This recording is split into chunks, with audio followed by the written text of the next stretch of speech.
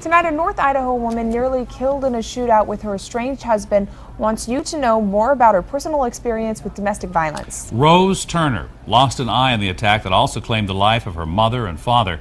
Tonight, our coverage of the murder in Calder continues with KXLY4's Jeff Humphrey in St. Mary's today, where Turner is still recovering from a brain injury, but very clear on where her life took a deadly turn. On the same day that their divorce was supposed to be final, Rick Turner shot his wife Rose and killed her parents. Now, 5 months later, Rose is ready to own up to the mistakes that she made in their relationship in the hopes of protecting other women in the future. The shootings happened back in May at the top of this remote driveway above the St. Joe River. Turner and her parents were ambushed by Rose's estranged husband without warning. He came to kill me, and he killed my parents. He tried to kill me. Thank God I managed to live through it. Don't ask me how. I did. And he shot me.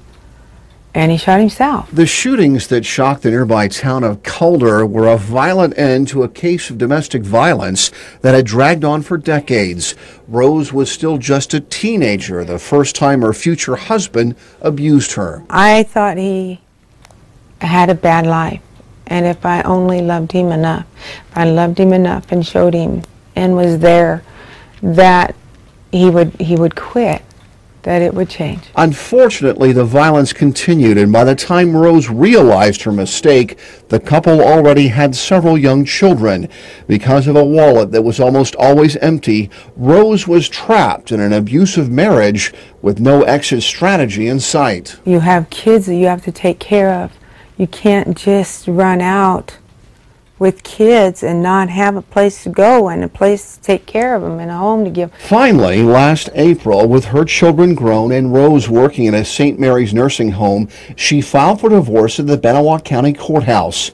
By then, she knew Rick had grown up watching his father abuse his mother, and now Rose worries about the cycle of domestic violence being passed on from generation to generation. Women, girls, if you see this coming, if it's in a relationship, if it starts, if they start getting abusive, get out, because it's never going to stop. Rose doesn't think that a restraining order could have protected her family from this shooting. She believes she sealed her own fate more than 20 years ago when she went ahead and married a man who had already demonstrated he was more than capable of domestic violence. Reporting near St. Mary's, Jeff Humphrey, KXLY4.